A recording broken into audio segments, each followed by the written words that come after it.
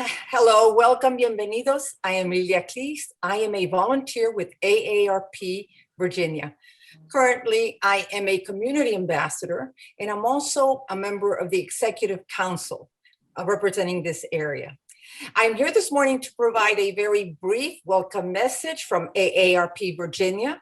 We are thrilled to be collaborating with Osher Lifelong Learning Institute at George Mason University to bring our members a sampling of the rich programs regularly offered by Ollie Mason.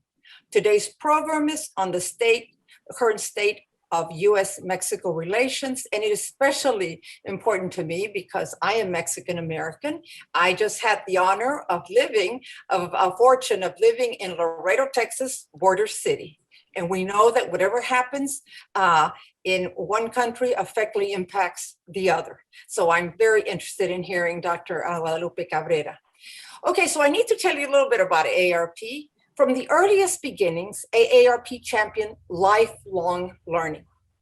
Our founder, Ethel Percy Andrews, said, and I quote, "The eagerness to learn, to pioneer in the development of new skills and new abilities, to broaden the personal scopes of understanding, to freshen the mind with new ideas and new concepts, to achieve new heights of knowledge has no age restriction." Studies have shown that challenging the brain in new ways throughout life may strengthen your brain. Our brain is stimulated and makes new pathways, connections when we can learn new things or pursue new ideas. AARP encourages you to stay curious and give yourself a good mental workout by doing things that are challenging to your thinking, offers you enjoyment, and encourage you to grapple with new and complex ideas. And now it is my pleasure to introduce Jennifer DeSano, the Executive Director, Ollie Mason, and she will tell you a little bit about the program, and she will also introduce our speaker. So Jennifer, the screen is yours. Thank you, Lilia. Thank you so much. The Osher Lifelong Learning Institute at George Mason University has been in existence for 30 years, and we serve curious individuals who participate in lectures, clubs, trips, and special events, as well as volunteer opportunities such as teaching and service on committees. There are many things you can learn and do at the Osher Lifelong Learning Institute at George Mason University, and I want to welcome all of our Ollie Mason members, as well as those of you who are in Virginia and across the United States online through our AARP connection.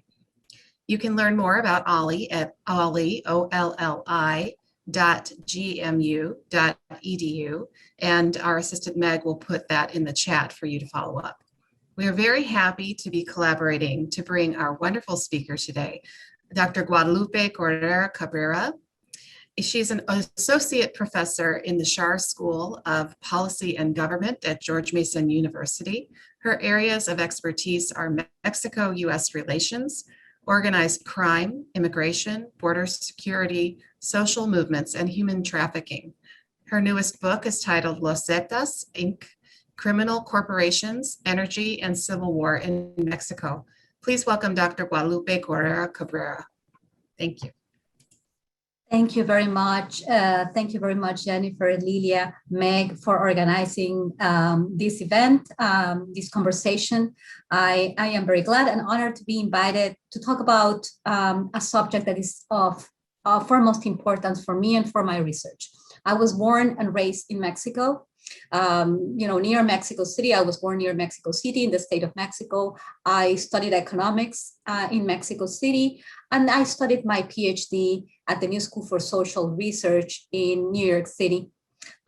Soon after I graduated from my program, I defended my dissertation. I had the opportunity, one of the biggest opportunities in my life, to teach and work at the US-Mexico border, the city of Brownsville, Texas, in which I am right now. I am going to start a trip during the pandemic, but being very careful all along the border, just to take some photos for a book that I'm writing right now with a colleague of mine who's a reporter for Bloomberg on the border. La Frontera is the name of the book. So on Monday, right now I'm in Brownsville, Texas, where I lived for 8 years, trying to understand US-Mexico border relations and living at the border. And I know the borderlands from east to west. I have crossed all the bridges that can be crossed and understand the dynamics. at the borderlands. And I would like to finish this chapter of my life, the chapter of my book, by doing this trip and trying to see what are the changes that have taken place because of COVID.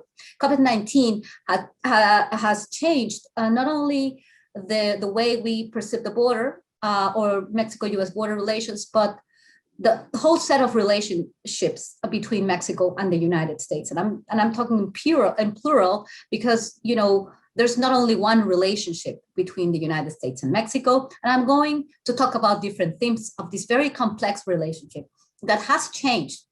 There are some continuities, but there's a lot of change. And because of COVID-19, we are experiencing different dynamics that I would like to explain. And I would like to answer to your questions, because today, the relationship between the United States and Mexico is probably much more important than at any time.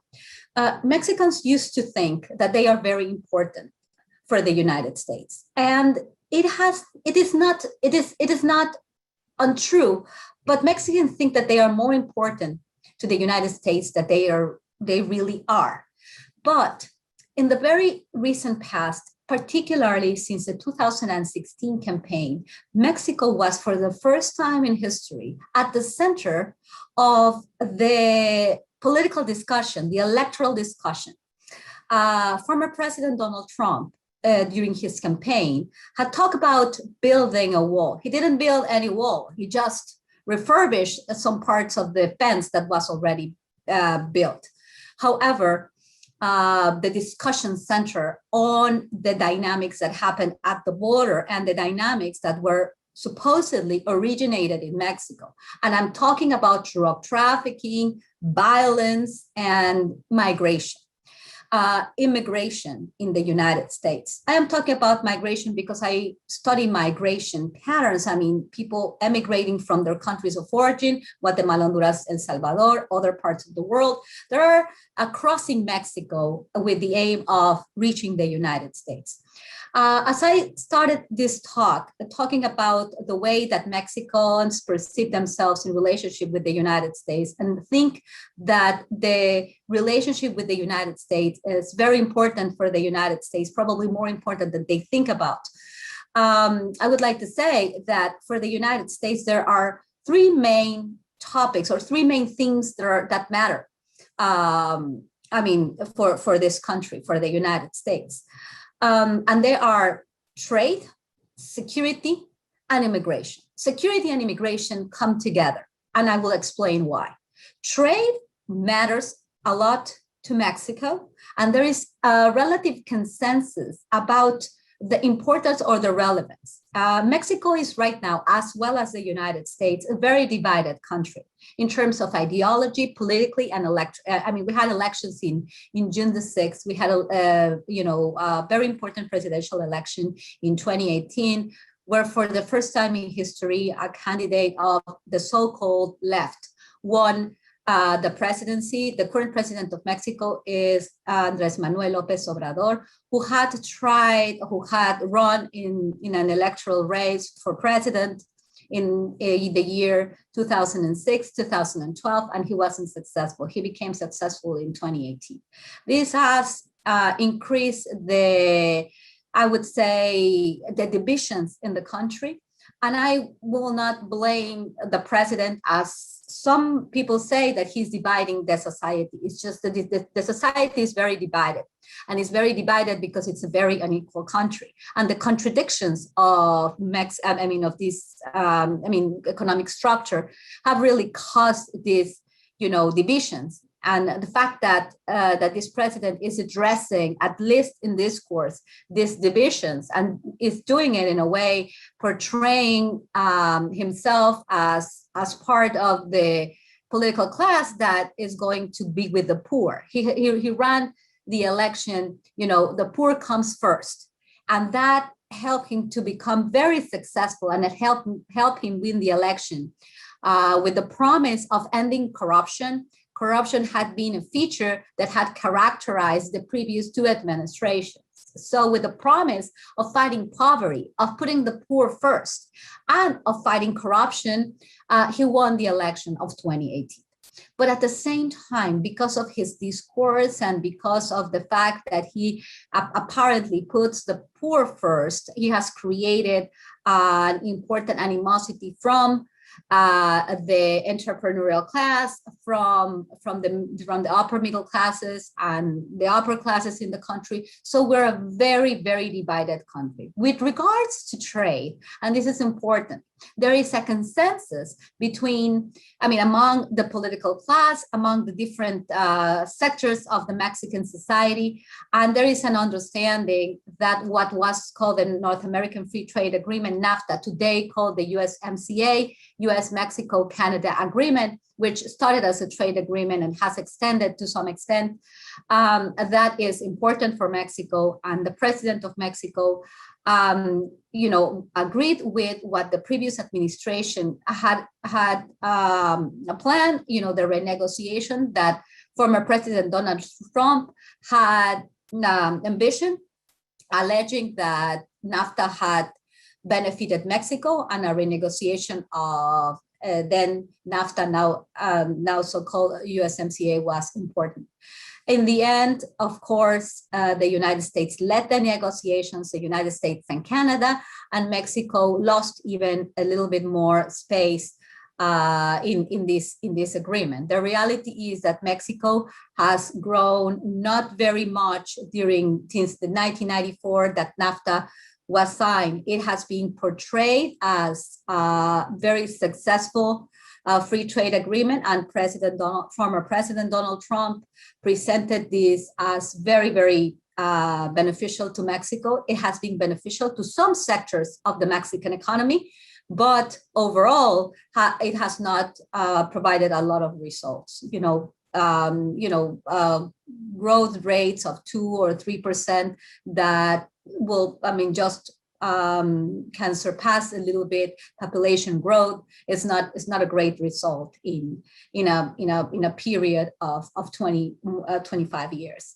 So it is important to consider this. The United States is fine with the negotiations. Mexico is fine with the negotiations, even though the results have been very mild, that have not been very important for all sectors of Mexican society. For the industrial sector, it has been important from the sector of manufacturing, the maquiladora sector. It has been very, very important, a very important agreement. And for the Mexican economy, it has been relatively important. But anyway, there is a consensus there, and the United States probably is more concerned about what happens in China and Russia than about what happens in Mexico.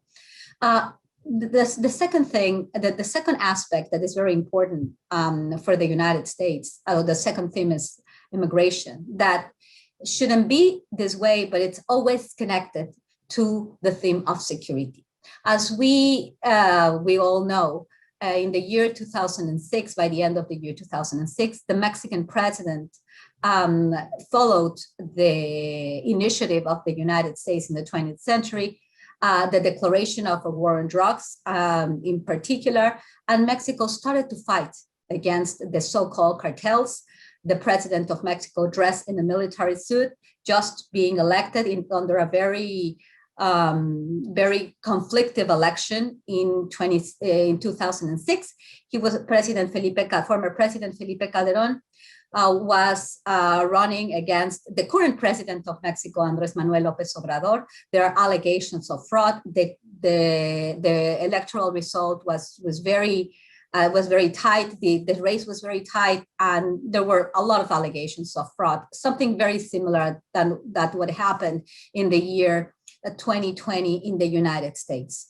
But in the end, Felipe Calderón, who was not the president of security, he ran being the president of employment, became the president of security, the president who declared a war on drugs. He dressed in a military suit and sent Mexican troops in different parts of the territory, and also the federal police, to perform activities that were not in their definition, in their space of competence, because the local police and the state police was not equipped to face what the president considered to be the main threat to the country, which were the so-called cartels. It's important to see that when he decided to do that, send the federal police all along the Mexican territory, or to many regions of Mexico, as well as the armed forces, the Navy and the Marine, and the Navy and the Mexican Army. With that, there was a reaction from the so-called cartels, and that were fighting among themselves, and then they fought against the Mexican state, and the level of and the rate of assassinations, the murder rate in Mexico increased exponentially. As of today, we have more than 200,000 people that have been killed in events related to the so-called war on drugs, or the so-called war among cartels. Drug-related violence has been a feature that has characterized Mexico. And in that context, the United States has been, building its relationship with Mexico under the Merida Initiative. The Merida Initiative is over, but the Merida Initiative started with President Calderon when he decided to declare the war on drugs and do it in collaboration with the United States of America. So the United States that had been advancing ideas on always trying to deal with its problem of drug consumption, also by collaborating with other countries of the hemisphere, trying to have more leverage over the operations that take place in Colombia, in Mexico, and in other parts of the Americas. So it was a very good opportunity for the United States to recognize its shared responsibility and entering into an agreement and into a program with Mexico through the Merida Initiative. Through this initiative, the United States were not disbursing, giving money directly to the Mexican law enforcement agencies. This was more a program that provided resources for some equipment and also for training of some law enforcement agents, and basically, collaborating with intelligence and institution formation. It had different pillars, and it was augmented, involving the civil society. It all sounded like a great plan. It all sounded like a great collaboration, sharing responsibilities, and fighting an enemy that probably was not necessarily the enemy of all Mexico, and created more enemies, multiplied the enemies for Mexico. And the prohibition itself, plus the war on drugs, have cost Mexico hundreds of thousands of people that have been killed, as well as it has caused hundreds of thousands of people being murdered in the Americas. And therefore, this is important to consider, because this is it has been part of the discourse of North American leaders and US leaders in particular. This concern about what happens south of the border of the Mexico-US border. With this in mind, there have been plans to fight together or by themselves. I'm talking about the United States. I remember former President Trump saying and talking about the bad hombres. If Mexico cannot deal with its problem, he was suggesting he would send troops to Mexico to help Mexicans to deal with the problem that will cause a problem to the United States. That's kind of the idea that has been presented not only in the Trump administration, but also in the Democratic administrations of Bill Clinton, of Barack Obama, and the current administration of Joe Biden. This concern about insecurity, this concern about drug violence, and also a concern about undocumented immigration. Undocumented immigration has been a concern for the past few decades, and the building of the wall that has been attributed by a number of people to Donald Trump. It's an idea that was initiated last century in the in the 1990s, when things in the world changed, the end of the Cold War arrived, and globalization made more profitable for economic enterprises, for businesses to produce outside the United States. So the first segments of the border fence were built in 1994, not during a Republican administration, but a Democratic administration of William Clinton. And after that, September 11th arrived, there was an intention of signing a migration agreement. That happened in the year 2000. In the year 2000, something important happened in Mexico. Something important happened in Mexico because Mexico had had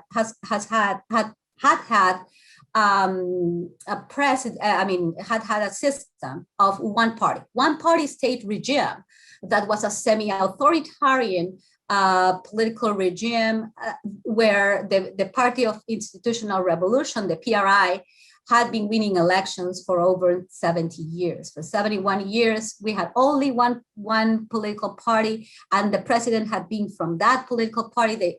In the 1990s, they started to open spaces for other parties. And in the year 2000, for the first time in the history of Mexico, there was a president of other party being elected. And I was talking about the election of 2018.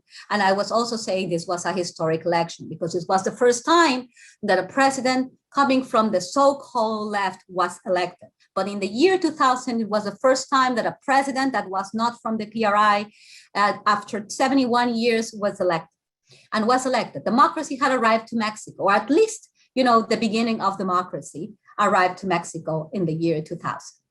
During that period of time, and it is important, the relationship between Mexico and the United States was extremely good to the extent that they were former President George W. Bush and President Vicente Fox met and decided or were talking about signing a migration agreement. This idea, if you don't remember well, it's an idea that right now is not on the table. Mexico participating in the decisions about immigration in the hemisphere and in North America overall, thinking about this context of NAFTA, the North American Free Trade Agreement. They were talking about the whole enchilada, which meant that comprehensive immigration reform, as we know it today, was going to be part of that agreement.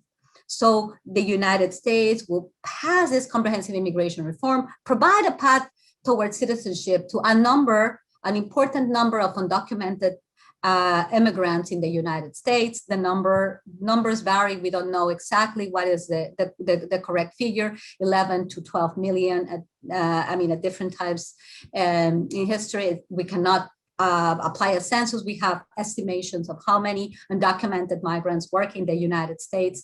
But the idea was advancing the United States in that direction. And on the other hand, Mexico making sure or regularizing or participating in the regulation of flows coming from the southern border, the border of Mexico with Guatemala and Belize. So this is something interesting because this is happening today. Mexico is, has been pushed in a different way, not through an agreement, but through direct pressure from the United States to guard the southern border and to stop migrants from Central America or from other parts of the world that come from Central America to the United States. That idea started to be discussed as an agreement in the year 2000. And unfortunately, September 11 arrived and that agreement and that idea was over. And then the decisions about immigration and security were just taken within the United States of America, and Mexico didn't have a place on the table. And this is very, very important. Therefore, the Border Fence Act, the Real ID Act, and the concern about terrorism affected U.S.-Mexico border relations. And the construction of the fence was written as a mandate, a border fence all along the border. And the construction started during the Bush years, but continued. And, the biggest amount, the segment of the border fence, and I like to call it the border fence because we don't have a border wall in real terms, And it's probable that it's more discursive, even though Greg Abbott, the governor of Texas, is talking about funding the so-called border wall, but maybe this is just discursive, and this is just with electoral goal, with an electoral goal for next year, for next year election or re-election. So it is important to consider how or understand what is the discourse and what is the reality. So the discourse about first started to be an economic issue. We have to regulate the entrance of Mexicans and other immigrants to the United States. We don't need Mexicans, so many Mexicans in the United States, because they can produce in the maquiladoras, and we can produce. I'm talking about the big corporations. It can produce at cheaper prices in different parts of the world because of globalization. The United States had won the Cold War, and it was more profitable for companies to have cheap labor in other parts of the world. It was interesting to see how walls, technology, the increase of the number of Border Patrol agents have been brought to the table because of different phenomena. And then September 11 arrived. The threat to the homeland, against homeland. Against the homeland, the creation of the Department of Homeland Security guarding the border was a priority after September 11. Even though the terrorist attacks, none of the terrorists had come from the southern border, but there was a concern that terrorists would come from the southern border, and there have been some allegations about people from Iran or connected to Al Qaeda or Hezbollah coming in, from the southern border, and now in that collaborating in conjunction with the cartels. That has not been proven, but there is this idea, and this is a theme that is put on the table over and over and over, and that justified the building of a material world and now a virtual fence. The virtual fence idea has not stopped. The idea of a border wall, not a border wall, but a wall that incorporates technology, is continuing, and the expenditures on this technology it continues. It can be maintained, and this is something that we don't talk about a lot, because we had 4 years of an administration that had at its center the construction of a border wall. 4 years of the Trump administration, this was put always as an important part of the discourse of the President of the United States. In the year 2006, when former President Felipe Calderón declared a war on drugs, the homicide rate started to increase exponentially. And we started to see, particularly at the border, the eastern part of the border where I used to live, and I had the big opportunity to see that where I was living, and to capture the dynamics, because I conducted a lot of research on the Mexican side of the border during 8 years that helped me to write a book titled Los Zetas Incorporated, Criminal Corporations, Energy and Civil War in Mexico. This is how I titled the book, and I tried to understand the dynamics, the structure of one very important and violent criminal group. In 2006, because of the participation of the government, because of the direct confrontation against the cartels that had already been fighting for the control of the plazas, when the PRI stopped controlling the political system, when democracy arrived, problems arrived and instability arrived. And this is not criticizing democracy. This is exactly what happened, because the PRI and the president coming from the PRI controlled everything, had good relationships with the corporate sector, good relationship with the unions. We have a type of corporatism as the one that started in the United States after the 1930s with during the Roosevelt era and the New Deal. In Mexico, we had a very strong President Lázaro Cárdenas that consolidated a party that had been created in 1929. The so-called today a party of institutional revolution, the PRI. So when this system was dismantled, there was the possibility of governors from other parties or local authorities coming from other parties and negotiating with different cartels that started to fight for the control of the illicit activities that were performed in a territory. So with democracy, with other parties being in charge of the government and corruption that had been structural and is structural in Mexico, then the cartels became more powerful, and not only powerful, they started to fight among themselves. So that justified, according to Felipe Calderón, the incorporation of the military forces, Marine and the Mexican army in the fight against the so-called cartels. But at the same time, it generated, particularly at the border and other states, but at the border was where the coverage of international media was more focused on.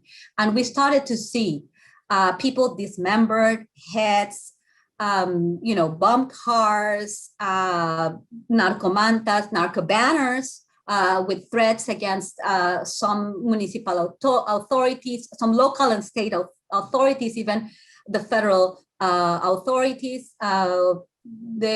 Two secretaries of state, the secretaries of the interior.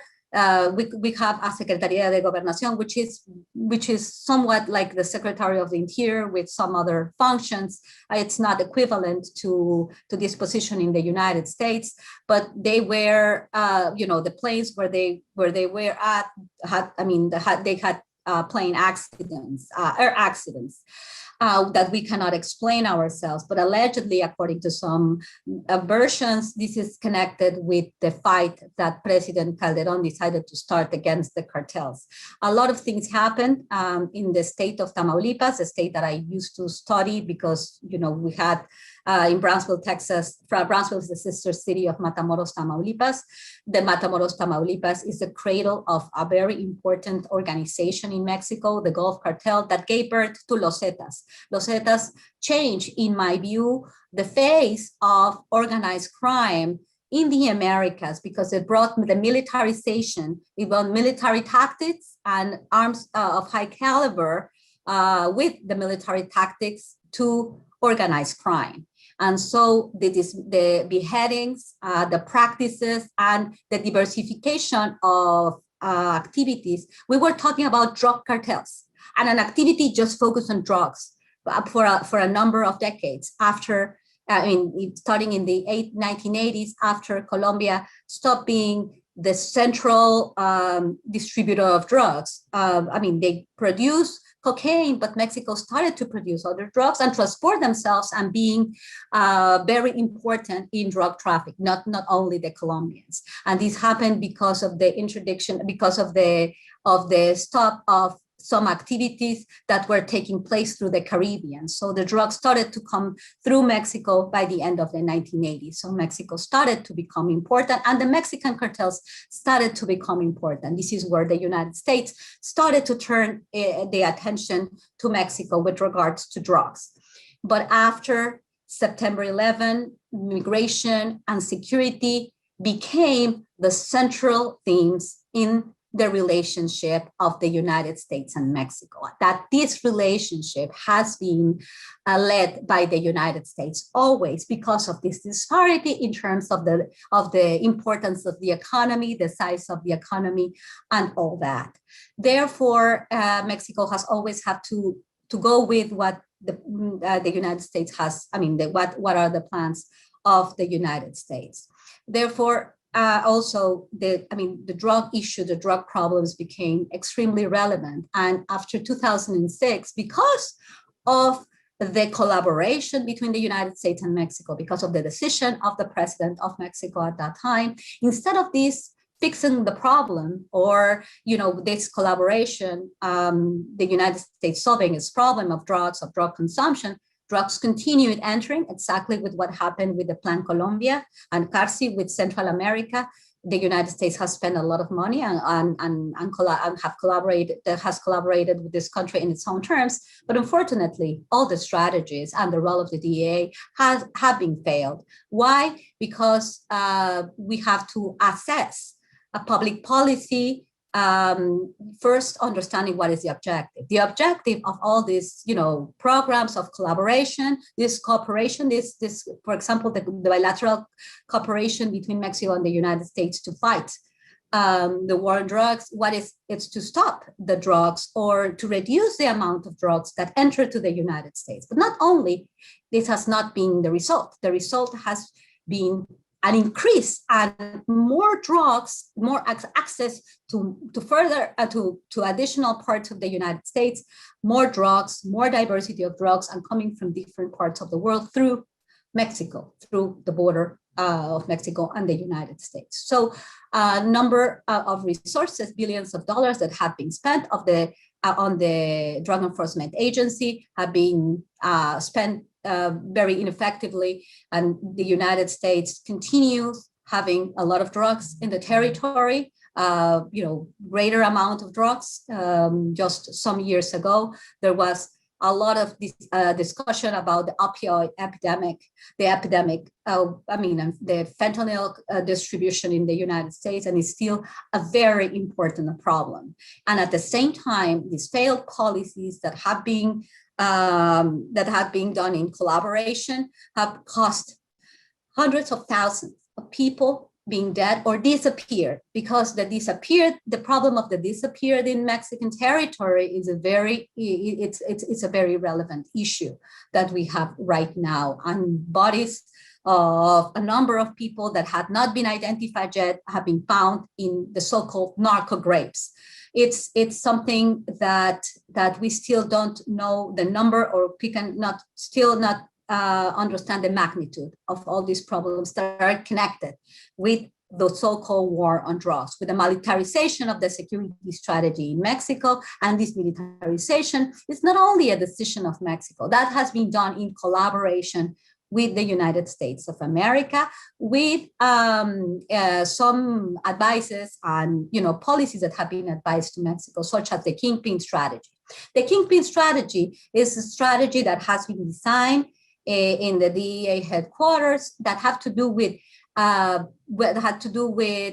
focusing on particular targets, the big drug lords. And what is happening, or what has been happening in the past few decades, is going after one top narco has caused instability within its organization, fights for the control of the group, fights for the leadership of this group, divisions within these organizations, and the creation of other organizations. These divisions have created different organizations, different criminal cells. And with the appearance of the Zetas, with the Zetas brought the military strategies to the cartels and the diversification of activities. We're not talking only about drugs. With the Zetas brought the possibility, because if you control the territory, a certain territory, you also control the illicit activities that are performed in that territory. So drug trafficking was not the only activity that was performed initially by these groups, but also they were involved in kidnapping, extortion, fuel theft, theft of all types of resources, involvement in prostitution, in human trafficking. And because of these fights, these organizations that operated regionally, they started to fight among themselves. And when the state arrived in the framework of the war on drugs, they divided themselves. When the narcos or some of the big leaders of these organizations were arrested or were killed by the federal forces, then a new leadership arrived and the cells started to multiply because the organization started to divide. This is the situation that we are really living right now. The levels of corruption, the lack of, or the very limited institutions that we have that are present in Mexico, the weak institutions. We have had during these years administrations of the three main parties. Right now, it's a left-wing party. The situation with security has not stopped.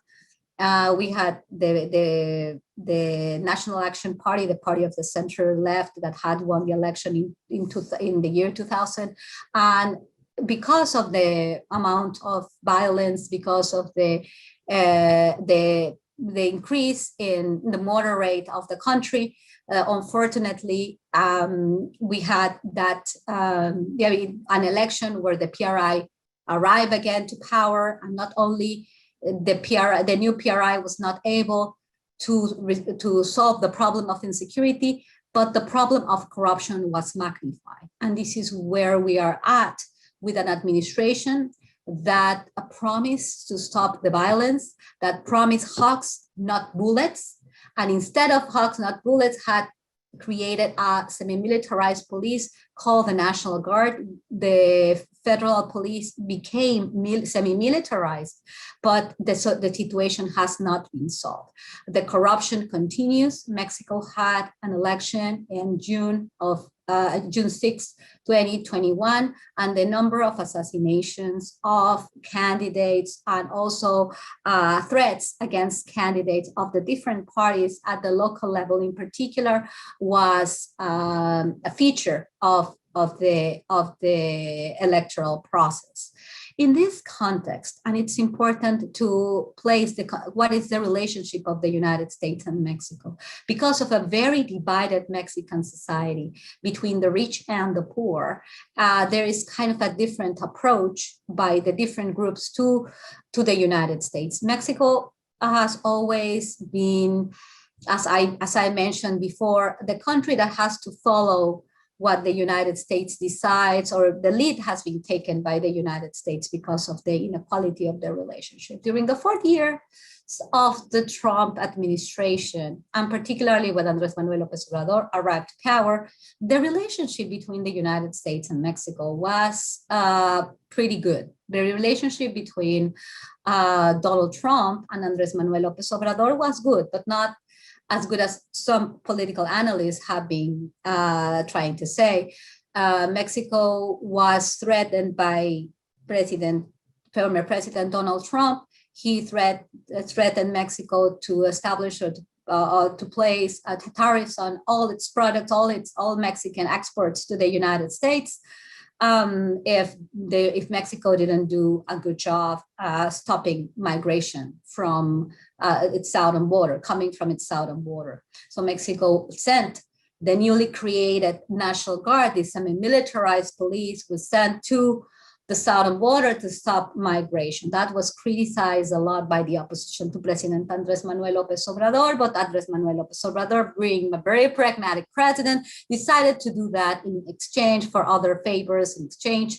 It was probably decided that it was the best way to deal with this issue and to get more concessions that had to do with the development of the energy sector in a more independent way. When Joe Biden won the presidency, the relations started to become a little bit tense because of the nationalistic, the more nationalist approach of President Andrés Manuel López Obrador, and the decision that the president of Mexico had to wait until a more stable situation was perceived as a result of the 2020 election in the United States. Andrés Manuel López Obrador was among the presidents that decided to wait to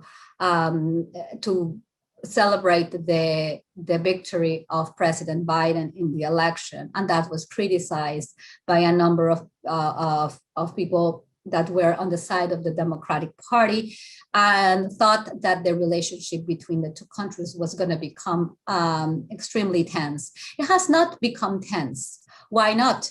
Because the United States has a very important, has a desire, and it's very interested in negotiating with Mexico what was negotiated as an agreement since the year 2000, which is that the United States won, and particularly the Democratic administration of Joe Biden and Kamala Harris, want to continue pushing for what Barack Obama had pushed is comprehensive immigration reform, increasing the number of temporary visas for temporary workers, and also providing a path towards citizenship for the undocumented migrants that are already working and living in the United States with their families. And that's not, that's a pragmatic also move by the Democratic Party members, and those that are supporting this. It's in the interest of the United States to keep track of the people who live in the territory.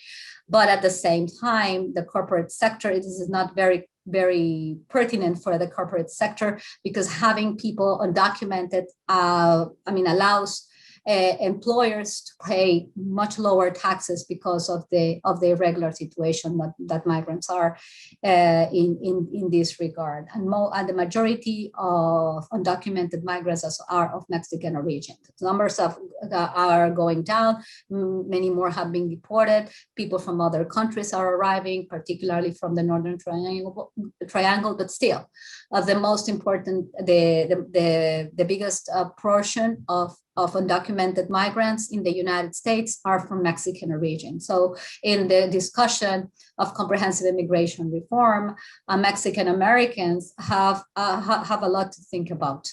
It's a very important subject matter for the Democratic Party members and also for the Republicans, because their allegation is that the passage of comprehensive immigration reform will provide a very important segment of the population that is going to vote Democratic in the coming elections, which is an important issue to consider. But at the same time, is an issue of fairness that I'm not sure how much it will benefit the United States economy, because this economy has been benefited from the cheap labor that undocumented migrants have provided to the country. But at the same time, the United States has another goal in mind: to convince Mexico and to negotiate in probably more favorable terms in one way with Mexico to protect its to regularize the flows or to stop a number of migrants that try to cross through the southern border to the border with Guatemala. And that is why Vice President Kamala Harris has been doing. She's traveled to Mexico City. She has traveled to Guatemala City. She has, tried to come up with agreements, probably in more favorable terms, less aggressive, with a different discourse, but exactly the same approach to Central America and to Mexico, which is we definitely don't want undocumented migrants to come, which was a very direct statement that Vice President Kamala Harris did when she went to Guatemala City, and told the undocumented migrants or irregular migrants or those who were thinking about doing that journey not to come to the United States because they wouldn't allow them to get in. It was very, very direct. So considering the direct message, the United States has a lot of incentive of not getting into confrontation with the administration of Andrés Manuel López Obrador, and Andrés Manuel López Obrador administration is not going to also understanding what is the connection with the United States, how dependent is Mexico on United States investments. A lot is being said in the media, a lot of misunderstanding or misconceptions or news that do not reflect reality about this relationship that's complex, but where the governments of the two countries understand that they need to be pragmatic and they need to collaborate, and they will collaborate. The United States will probably provide, already had promised a $4 billion plan to develop the southern border of Mexico with the Northern Triangle, and the Northern Triangle themselves addressing the root causes of undocumented migration. That's kind of the central discourse of the Biden administration, which I believe is an important point to start. However, the challenges are enormous. Understanding that addressing the root causes of undocumented immigration is excellent. Just not to say only build the wall and let's see what happens, and we're going to apply tariffs on all Mexican products, and you send your National Guard and you stop people. But at the same time, it's not easy to promote development. And it's not something that's going to happen in the next 2 years. It's something that's going to happen in the next 20 years. And meanwhile, what's going to happen with the population that lives under threat of gangs, that lives without possibilities of education or even having a decent life because they have to pay war tax to the gangs, to the Mara Salvatrucha, to the 18th Street gang. And also there are no possibilities, no investment that can, because of the existence of these territories controlled by gangs, because of the corruption of politicians. I traveled to La Ceiba in Honduras in the year 2016. And what happened is that I saw, 2016 and 2017. And the municipal work, the workers that worked locally, the government, the local government in La Ceiba had not received payment for over a year. So of course, how they could survive through corrupt networks and relationships of providing government services. It was very eye-opening to me. How are you going to spend these resources that the United States promised to address the root causes of immigration? How are you going to verify that these resources are going to be used in an appropriate way? You are going to provide it to American companies. How is it going to take place? And I know that during the Obama administration, the plan was the same, and it was not successful. The challenges are very important, and the need is so important. So more people are going to continue trying to come, as I mentioned, and I'm going to stop very soon this presentation, because I will welcome questions and answers that I'm sure we're going to have, and I'm sure that we're going to have a number of differences with regards to the appreciation of a very complex relationship. In the United States, I haven't seen the divisions that I see today in the United States itself, between the Democratic and the Republican Party, conservatives and liberals in the country, within the Democratic Party itself, within the Republican Party itself. It's very important. So I'm sure that we're going to have different appreciations, the same way as I have in Mexico. In Mexico, people are extremely divided.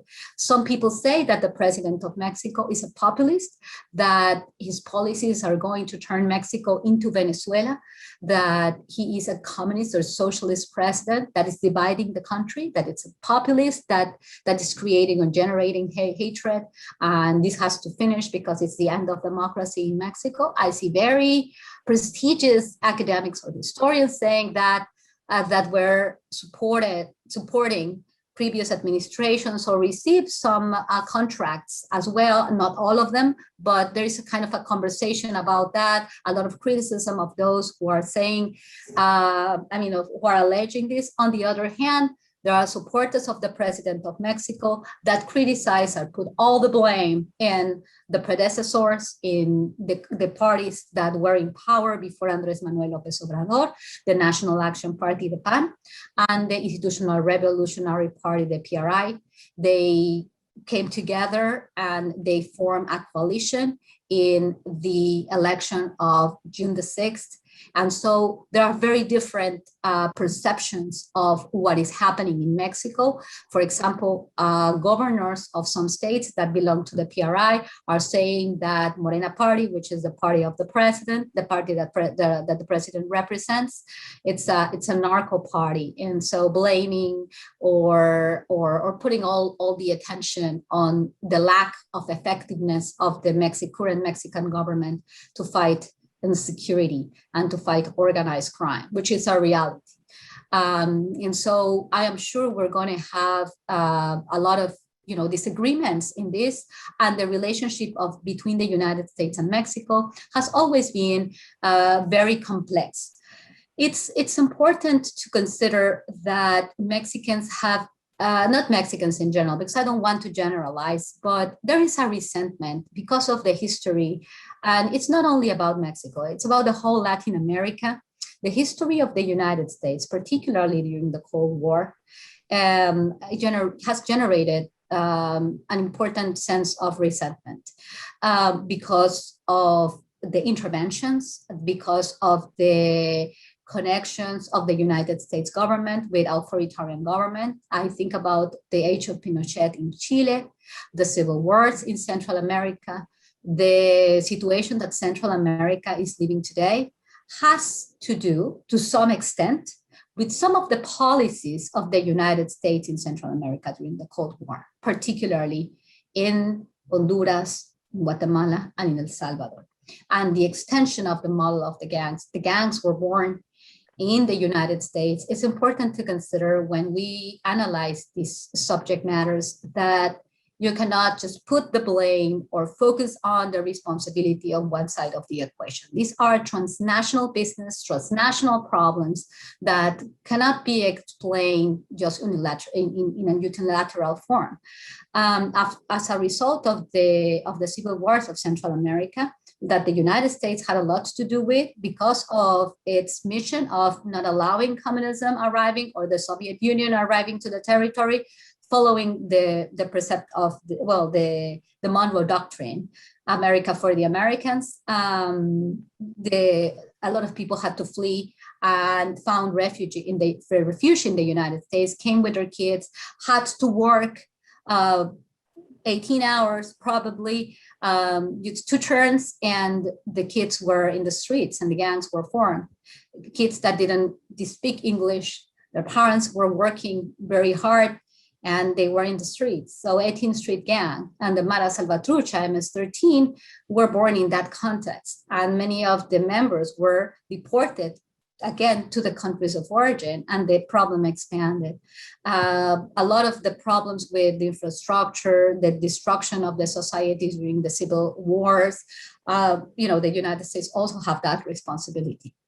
With regards to the drug consumption, with regards to the prohibition, with regards to policies that have been exported to other countries, such as the Kingpin Strategy, we also have seen that the violence in the country has grown, but also the corruption in Central America, the corruption in Mexico, the inefficiency, the ineptitude of the politicians, in the whole hemisphere is what has caused a lot of what we perceive today. So I would like to leave it here probably to see if you have some important questions, and if not, I could continue talking about border issues and tell you a little bit of what I have seen and I will want to see during COVID-19. The COVID-19 pandemic made things worse. The partial closure of the borders has affected a number of businesses, mostly on the Mexican side of the border. They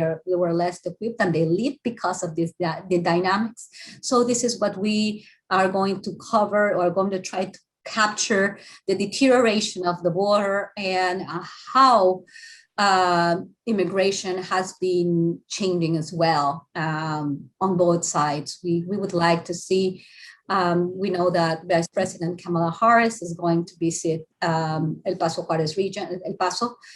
She's going to go to the border. I would have probably preferred that she did like a trip more comprehensive, going to the Rio Grande Valley, to the Arizona border. She decided to go to El Paso, maybe because the politicians there are more willing to welcome her. But I think that the issues connected to the border, to immigration, to security, to drug trafficking, to human trafficking are not resolved. And I see continuation of the policies that were not so successful during the Barack Obama administration, probably were very different from the ones that were definitely failed during the Donald Trump administration. But I would probably like to see more original on different policies that incorporate more the vision of those who live at the border, for example, of borderlanders, and more involvement of other countries. Being Mexican, I feel that the idea of a migration agreement and conversations and being at the table, Central American governments, Mexico and the United States, will probably improve communication. There is a recognition of the structural problems and structural corruption that exists in the whole hemisphere, not only in Mexico or Central America. But I don't see a lot of change. I see more continuities in policies that have been failed. So thank you for the attention, and I would like to start taking some questions. Good. I was trying to interrupt, but you speak very fast. I'm sorry. Okay, sorry. Okay. I'm going to go with this question. Does Mexico have a migration problem of people coming from other countries, or are they just passing through Mexico to get to the US and Canada? Are they experiencing some of the same undocumented workers that we are here? Absolutely. It's a very good question. Absolutely. There is the goal of undocumented migrants is not to go to Mexico. Mexico cannot afford people with the opportunities that people who are escaping from poverty, from violence are expecting. Mexico has a number of criminal organizations operating in different parts of the territory. There are so many limitations, economic limitations for Mexicans in particular. We also have a lot of people that are trying to escape from the places where they live at, a lot of internal migration due to violence, a lot of migration due to lack of economic opportunities. Mexico is a very unequal country where you have wealth, natural resources, you have development, but the development is very unequally distributed. At this time, Mexico cannot provide the support or even the jobs that is needed for the demand of work and security in the countries of people in the countries of the Northern Triangle and other countries in the world, because in 2019, we observed the arrival of a number of people from different parts of the world, and we're still observing those, was a little bit stopped during the pandemic, but in 2019, the arrival of people from the African continent, different countries of the African continent, Southeast Asia, their arrival to the city of Tapachula, I had the opportunity to interview people from so many different countries in Tapachula. Their objective was to go to the United States, was not to stay in Mexico. However, because of the dynamics at the border, because of border restriction, because of border enforcement in the United States, not everybody, and an important part of those who want to make it to the United States have to stay in Mexico. They think this is going to be a temporary situation. Some of them, not the majority, and I am not, these numbers are not available because at the same time, we're talking about irregular migration. An important number of people are probably the majority, still want to go to the United States.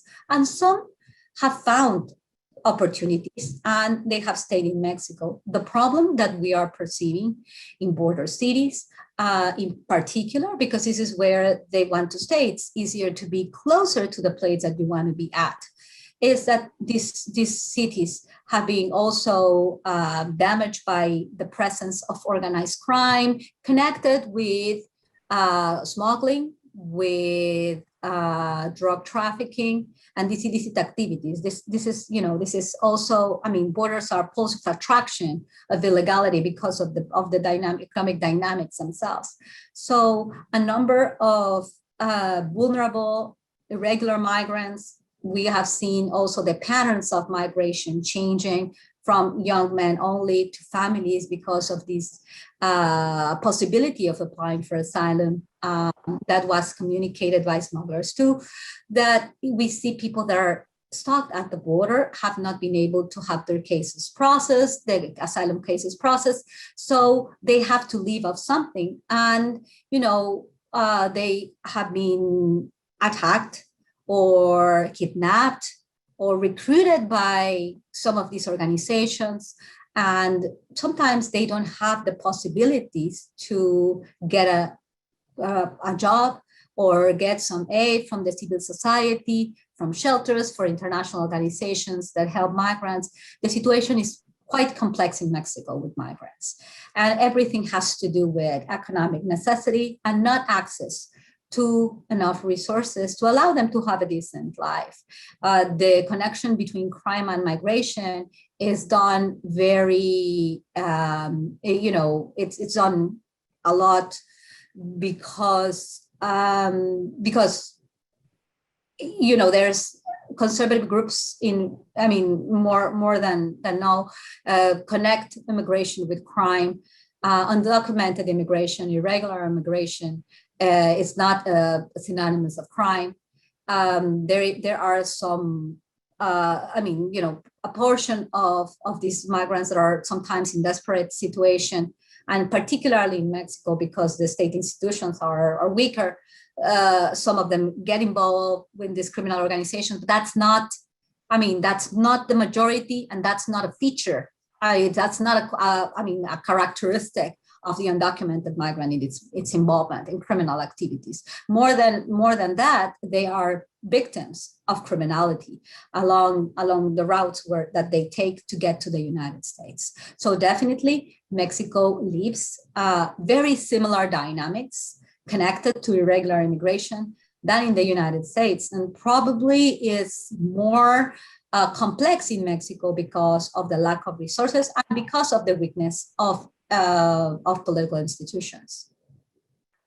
Okay, do you see a path where there are significantly lower numbers of migrants from Mexico and southern countries?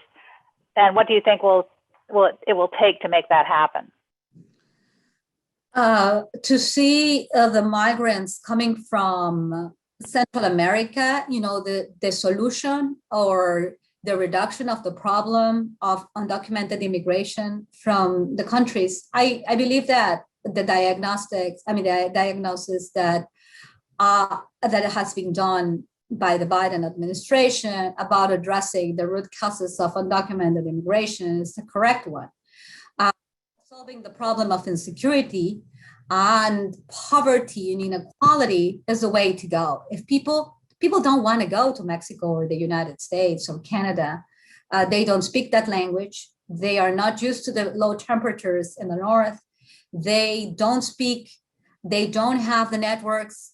If they had the opportunity to stay where they were born, they would stay there. They are just, chased and expelled because of a number of threats that and problems that they experience in their countries. So we have to solve first those problems effectively in order to prevent them from making this dangerous journey, benefiting human smugglers.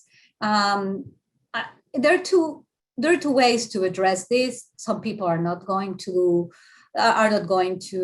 be convinced by this. There is a difference between those that advocate for more open borders in a liberal world where financial capitals are free and free trade, free mobility of goods, but not free mobility of labor. This is what causes what happens right now. It's great not to have free mobility of labor because that is good for the corporations because they can pay lower prices to people, but they can make the financial flows, no borders to financial flows, no border to the products. Most part of the developed world manage important markets, and so it's good for them not to have borders, not to pay taxes for the products that they want to sell. But when other countries are being very successful, they place a tariffs on that product. And that's how the world works. Another way to do that is I'm just putting that on the table, is to open the borders to people. If we go with the liberal with the idea that we have free mobility of goods, so we will have free mobility of labor. Another, if we have more the approach, a more nationalistic approach to solving this problem, and recognize borders, and for you, borders are important, addressing the root causes of undocumented immigration, and doing it collaboratively, because as we know, as I said, the problems that we have in the Americas are not the responsibility of just one country or just one, group of corrupt elites. It's a transnational responsibility. There are transnational problems, there is transnational crime, and the solution should be transnational. Okay. What are the prospects of political changes in Mexico over the next decade that could provide improvements in relations between the US and Mexico that would be aligned with the interest of the ordinary Mexican citizen? It's a very important question, and I don't have a clear answer to that question. The politicians promise a lot of things. I'm just going to analyze what has happened since the late 80s until today. The liberal proposal, so-called neoliberal now in a relatively negative way, more connected to the Washington consensus, and this idea of the markets leading the social and economic relations within the countries. Going with that, the previous administrations were more in line with the Washington consensus, selling state companies and leaving this to the market. During these years, since the signing of NAFTA in 1994, this idea of thinking that the markets could do the job, there has been an increase in inequality, and apparently the model has not been successful. We have more inequality, we have more poverty, we have also a situation of insecurity that we cannot deal with. Therefore, this is considered to be a failed strategy. The current Mexican government and the current Mexican president, that's considered by some to be close to Hugo Chavez or to be a populist that will transform Mexico into a Venezuela in the end. And to some extent, the president has not been able to accomplish what he has promised, or at least what he promised in 2018, which is a country without bullets. A lot of bullets are right now spread up. Are being distributed among a lot of people, and we have a more militarized, system of public safety, with all the consequences of this. But the discourse is the poor people comes first. Just trying to answer the question. I believe that addressing the needs of the poor and vulnerable people, which is the majorities are important, are very, very important, because the majority in Mexico are the poor people. But addressing their needs probably in a different way. There are a lot of criticism against Andrés Manuel López Obrador about him distributing money through the social programs, not in a way to promote the development, but just distributing it as a way to win elections, as a way to maintain a base of support as a populist leader. To some extent, this is not incorrect. And the problem with these programs is that they are not, promoting development. A way to deal with the relationship with the United States is really trying to come up with a program, a national program of development, allocating resources and connecting the task of all the secretaries of state to a plan of development, not just distributing the money to the poor and saying you care about the poor without a plan of how the poor are going to become involved in development. And in that same framework, I don't think that would fight with the idea of having a good relationship that will be of interest and will be good for Mexico and will be not good for the United States. I think the two countries have today, probably more than before, incentives to come together. Why? After the end of the Cold War, the United States was the hegemonic power. But today, there are two other countries, but more countries. I would say the two main countries that the United States is concerned about is China and Russia, and the involvement that they are having in the region. I'm thinking about Venezuela, for example, or Nicaragua, for example, where countries that aspire to become empires or are already empires that are competing with the United States, thinking in particularly about China, is of big concern to the US. So it's better for the US to have a more equal relationship with Mexico. Mexico can negotiate more things, and this is probably what the president of Mexico is now doing. And this is probably why President Andrés Manuel López Obrador waited a little bit to see what was going to happen in 2020, in the election of 2020, and was not so worried about the United States getting, or the Biden administration getting very angry, because they probably understand, or he probably understands that Mexico is very important for the United States. So we're in a moment where there are good possibilities for a better relationship, but at the same time, the Mexican government needs to do a lot. And I don't believe that this administration has been, as the other administrations of this century at least, or since the end of the 1980s, after the end of the Cold War, they have not been able to accomplish something important for the Mexican people. A growth rate of over 2.5% in 25 years is nothing. And this is what Mexico has been, doing. And the inequalities are very, very evident. So I don't foresee, I don't think that what needs to be done is being done in Mexico.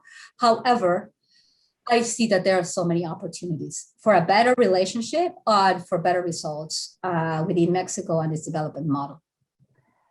We've had several requests that you talk about the COVID pandemic in Mexico and how Mexico is doing with vaccinations and how it's affecting other issues in Mexico. Yeah. It's a very important question. Being Mexican and trying to understand what happens in Mexico, I follow the media and I follow it very closely, particularly the mainstream media in the United States. I read the New York Times, the Washington Post, the New Yorker, all the media outlets that matter in this country. And it's interesting to see how they cover what happens in Mexico. And it's interesting that there is a lot of negative coverage of like the management of the pandemic in Mexico. The way that I see it as Mexican, and because of the pandemic, I have been able to, and this happened at the beginning of the pandemic. I was in Mexico when this happened and I couldn't go back. So I am keeping more track of what happens in the country. I have seen the management of the pandemic was not good, but has not been as disastrous as a lot of these media outlets are portraying. The advancement of the vaccination of Mexicans the advancement is interesting. Now the government is vaccinating people from 30 to 39, and they have done an important job in that regard. The fact that the borders, and particularly the border with the United States, is still semi-closed, it's something that we need to address. but it has to be in connection with the United States. In order for Mexico to deal with this more effectively, but to deal with the negative effects of the pandemic. With regards to vaccinations, I think the Mexican government, and this is my personal appreciation as Mexican, and as a person that wants to see, or not wants to see, but I'm not like in the side of the opposition and trying to see that everything that happens in Mexico is really bad. I try to be objective. I see that there's an important advancement with regards to vaccination, and I understand the concerns in the United States. But Mexico is a developing nation with a lot of problems, but still we have. In Mexico is not having the same problems as Nigeria or other countries with more complexities. But the problem with the partially closed borders, is affecting particularly the border states in an important way, and the pandemic affected the middle class. And in that regard, I believe that the Mexican government did a very bad job. President Andrés Manuel López Obrador, with his policy of the poor comes first, started to distribute money, as I mentioned, but a lot of businesses went out of, they had to close, and there was no support. They still continue asking for taxes, and there was no support for the micro, small, and medium businesses in the country. In that regard, I think there's a major failure. It's interesting how the media sometimes cover the bad management in the pandemic. And what was the biggest mistake is not to take into account the middle class of Mexico. And I believe that the relationship of Andrés Manuel López Obrador with the middle class is extremely bad, and a country with those contradictions cannot be successful. And this is probably what's going to cost a lot to Andrés Manuel López Obrador, who had, or maybe still has, I don't know, just 3 years is almost nothing, to make history as he wants to make a real transformation of the country in the socioeconomic structures. But how? You just cannot say the poor comes first and vaccinating everybody. It's just about economic opportunity, and the economic opportunity is not there for the people. There's distribution of resources to the elderly, to single mothers, to young people who don't have jobs. But what is the plan? The plan is to develop the country? No, I don't see that connected with these social programs. So yes, I have to be critical, but with regards to vaccination, we're getting there. Okay, do you see U.S. drug decriminalization impacting the problems of Central America and Mexico and the border? I do think, and this is an important question, but a very controversial, every answer will be controversial. I think that prohibition causes violence, absolutely. But at the same time, I understand the ethical concerns, not ethical, and also material concerns when we're talking about drugs. But absolutely, it's as a matter of fact, what has happened, the war on drugs in the United States has caused a lot of violence. And that's the same thing that happened with prohibition of alcohol in the United States. It increased the gangs possibilities and spread out the violence. The mafias, right?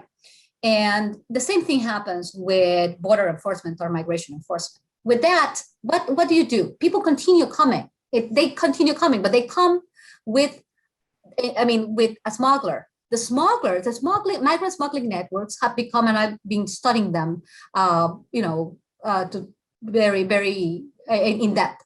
I have been studying migrant smuggling networks. This is what I am doing right now. And I understand that they have become much more sophisticated, much more well-organized, and with oligopolic structures. We had a number of families before, we had a number of people that were bringing people to the United States, but as the border became more closed and enforcement started to take place in 1994, Operation Gatekeeper, Operation Hold the Line, the building of fences and all that, well, then the mafias, again, the migrant smuggling networks, more sophisticated, less people, more money for less. And the journey for a lot of people is just more complicated, more people dying, more people being criminalized. And the same thing happens with drugs. So yes, I believe that drug decriminalization would, drug regulation, or some people advocate for legalizing all drugs. That probably is not a bad idea, depending, and we have to consider it, because if one country imposes provision or not, it's very complicated. But yeah, it's going to help, but it's not going to solve all the problems. Unfortunately, drugs is one thing, but what about arms? What about, like in the United States, that was prohibition of alcohol, now it's prohibition of drugs. It also causes violence. So the issue of corruption is extremely important to address. Impunity and corruption probably are the problems that we need to be centered in Central America and Mexico, because drugs can be decriminalized, but if corrupt authorities continue existing and impunity continues to reign in our hemisphere, there are further problems with drugs. Our problem is not only drug trafficking. And now with the diversification of criminal activities, the so-called cartels or the criminal gangs are started to specialize in fuel theft, in migrant smuggling, or human trafficking is also, selling people's bodies, women's bodies, children's bodies, organ trafficking, so drugs, yes, the criminalization is going to work, but we still have a lot of problems to fight against. And we did have a question back early on. You refer to them as so-called cartels. Why is that? Why the cartels are? Okay. Why you refer to them as so-called cartels? Are they known by something else on the other side? Yeah. Oh, that's a great question. I use the word cartels just because this is the word used in the media, used by most of the people who refer to these organizations. What is a cartel? And this is why when I try to explain to my students about OPEC, for example, we are talking about oligopolic structures, a cartel.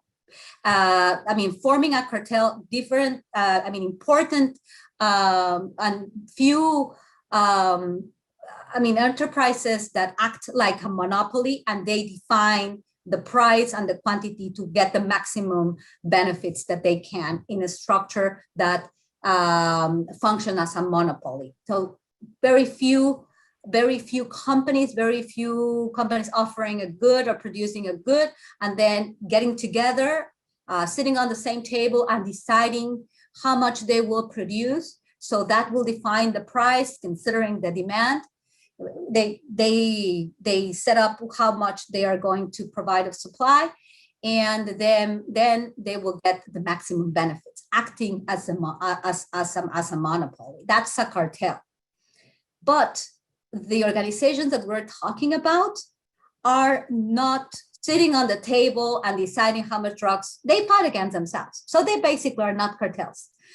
This is the word that has been used in a popular form. That's why I'm saying so-called cartels. Some of the reports in the United Nations, the United States reports, and in different countries, mostly official documents, talk about sometimes they call them, when these organizations dedicate themselves to drugs, drug trafficking organizations, DTOs. But now, because of the diversification of criminal activities, they don't just focus on drugs. So some of them are called transnational criminal organizations, but then they call them cartels. They think about drugs, and it's not necessarily appropriate. These are criminal groups, and they have been criminal paramilitaries are also part of these mercenaries that have access to high caliber weapons, to military tactics, and they kidnap. They ask for extortion money. They do not necessarily participate in drug trafficking. They might be human smugglers that control territory and ask for a fee to smugglers, or manage a number of stash houses and participate in the business of smuggling, but not control it. So it is not an appropriate term, and it's a great question. I started to when I started to study this and understood that this was not the correct word, I started to use the word TCO, Transnational Criminal Organization. Not all these organizations are transnational. We have many criminal cells now that have been formed that are not operating even in drugs or on the other side of the border. And so it has been very difficult for me to come up with a term, because I also want to express myself in a way that everybody understands what we are talking about, even though the complexity of the concept itself, because we're not referring just to one group. We're not, like, for example, the Sinaloa Cartel or the Cali Cartel. We are referring to groups that are smaller and that operate at different levels, and not all of them are dealing with drug trafficking. So it's a complex question, and that's why I call them so-called drug cartels. We have something similar in mind when we think about cartel. Thank you. That was actually helpful. I never had thought of it that way. We have a question from one of our attendees. Can you compile and distribute a reading list of books and articles? Sure, definitely. Do you want to that I distribute it like through you, or it will be probably best, right? That'll be fine. You can send it to me, and I will send it on to the people that have the power to send it out to everyone registered for the class. That's very good. About the U.S.-Mexico relations, not just of drug trafficking, right? Right. She's asking for a comparison between the Colombia Medellin cartel and the Zeta cartels of Mexico. And what is your opinion on the comparison of U.S. Mexican and U.S. Colombian relationships from both of these drug criminal groups? Oh, that's a great question. Yes, I mean, there has been a lot of, about comparison of the Colombian cartels and the Mexican cartels. We have to understand one thing. Mexico has a border with the United States. So its location is strategic. Of course, Colombia is also strategic, but its strategic location is different from Mexico. Cocaine cannot be produced in Mexico, for example. It's produced in Colombia, and it's desired in the United States. It has to travel from Colombia to the United States. Therefore, the type of activities that are performed within Colombia and the Colombian cartels are different. Also, the connection with the guerrillas. The guerrillas, Mexico has guerrilla members, but smaller. It's not like the distribution of land. Land reform was done in Mexico during the Cárdenas administration last century. Colombia didn't have that. So the fight for the land is different, and the appearance of guerrillas, the presence of guerrillas is starting as a way to redistribute land, and with this sense of justice. That's how this concept was born.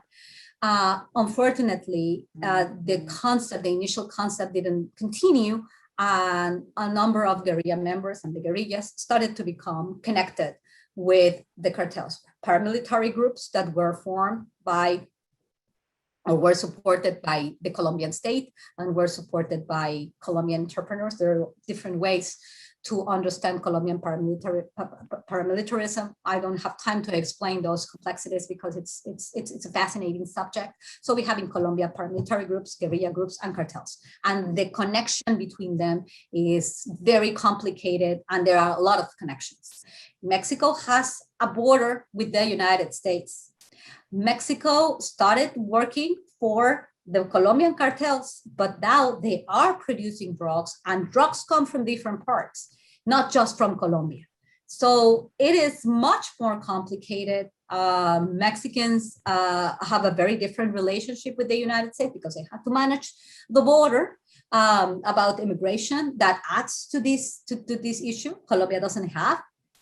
Is not part of NAFTA, and this idea of North America, without Mexicans, of course, because the idea of North America includes free mobility of goods, but not free mobility of labor. I'm talking about Mexicans because because Canadians and United States, can move more freely between borders.